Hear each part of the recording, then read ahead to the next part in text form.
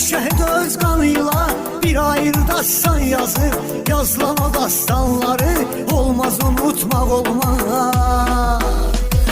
Şiirləri, aslanları olmaz unutmaq olmaz.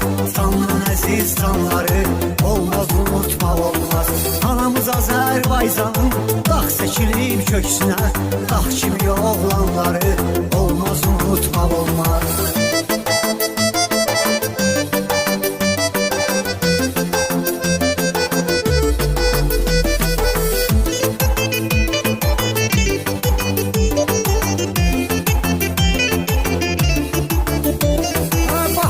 O igidlər payızdı, qışdı, yazdı.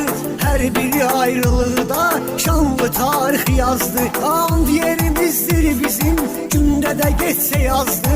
Fəxri xiyabanları olmaz unutmaq olmaz.